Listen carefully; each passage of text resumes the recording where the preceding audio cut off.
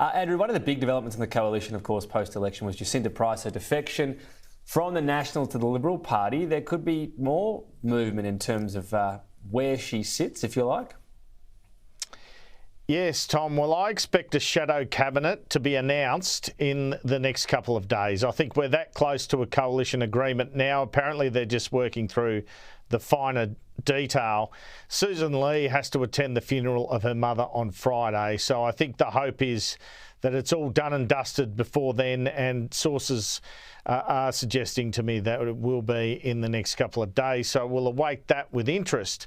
But separate to that, a big issue in all this has been Jacinta Price's defection from the Nationals to the Liberals.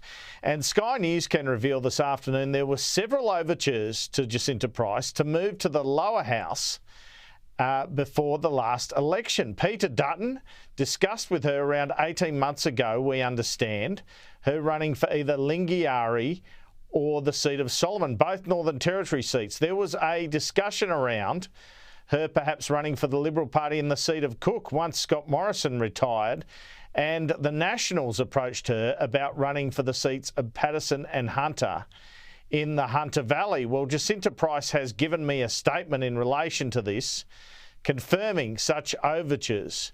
If we can have a look at that statement, she basically says, I previously ran for the lower house seat of Lingiari at the 2019 election. During the most recent federal election campaign, I did receive suggestions from various individuals, including supporters, colleagues and friends who would have liked me to run for a lower house seat.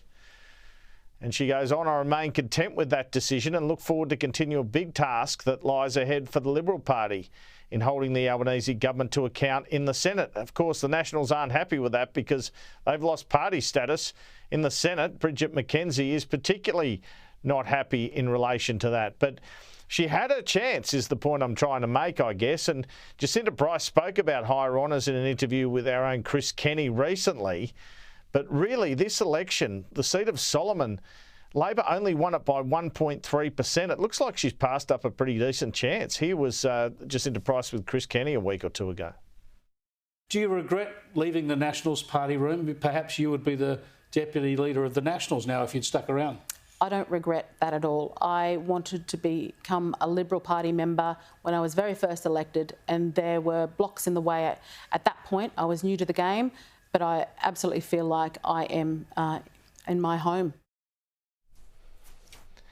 Now, just as an aside, Tom, you reported earlier in the day we've got our youngest ever senator, a 21-year-old. I think it's Rebecca Walker, South Australian Labor senator, from the Senate results you revealed today. And here was a tweet from a blast from the past, Natasha Stott-Despoja. She retweeted this, and she said in her tweet that, well, congratulations, her story making. I wish her every success. South Australia is making a nice habit of this. When Natasha Stott-Despoja was elected to the Senate, she was the youngest ever woman to be elected for South Australia for the Australian Democrats at the age of 26. Of course, she became leader of that now pretty much defunct party. And there's been a few over the years, haven't they? Wyatt Roy downstairs at age 20. Bill O'Chee, the senator at age 23, national senator, controversially got the rather generous parliamentary pension in his mid-30s and went on to try and compete at the Winter Olympics. Wyatt Roy downstairs, 20. Bill O'Chee, 23. We've got a new record for senator. This Labor senator, Rebecca Walker, 21, Tom. Yeah, Charlotte Walker, but yeah, going from, I think the record went from Natasha Stott-Despoja to Sarah Hanson-Young to Jordan Steele-John, and now she's the youngest, but as you point out, Wyatt Roy, the youngest representative of any type. I mean, if you go back and look at the photos of him when he won at 20, he looked about 15. I'm not having a go at him. I've been accused of looking a bit young over the years. Well, have a look at the photos. Have a look at the photos. Look, I still get sledged. I think I'm starting to show my age personally, but still get a bit of grief. Andrew, I guess the other thing, we were talking about this the other day on the Senate. You can be leader. You can even become Prime Minister in the Senate, but it's against convention, isn't it? And so going to the lower house is always meant to burnish any sort of ambition there. Yeah, we were on air and someone texted me saying John Gorton was Prime Minister from the Senate. So the former Liberal Prime Minister, I think that was initially he might have moved, but I could be corrected on that. I'm probably going to get a flurry of texts on that. That was during the late 1960s and early 70s. But yeah, I mean, you've got to go to the House. And I just think it's interesting that I reveal that conversation between Mr Dutton and Jacinta Price.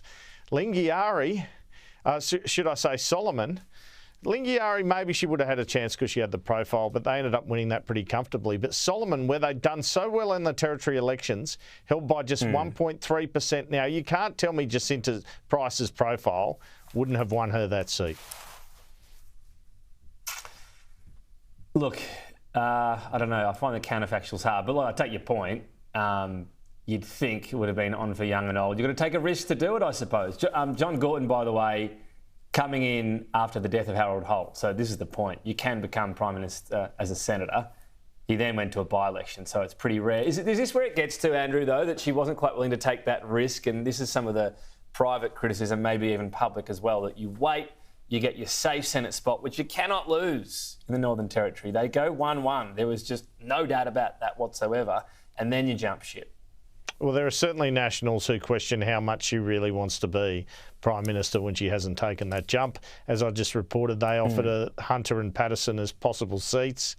Patterson was a marginal at the time. Admittedly, she would have been running Nats, not Libs, who ended up running. But, yeah, that is the criticism. And there's a lot of talk around her right now. So in the next couple of days, when she gets a shadow cabinet spot, that'll be interesting to see. Also, some tension between Andrew Hastie and Peter Dutton, or people who work for him, over his comments last night on the ABC around defence policy. The Dutton people don't think he did the work. So I think we'll be seeing little wars and breakouts in the coalition for some time.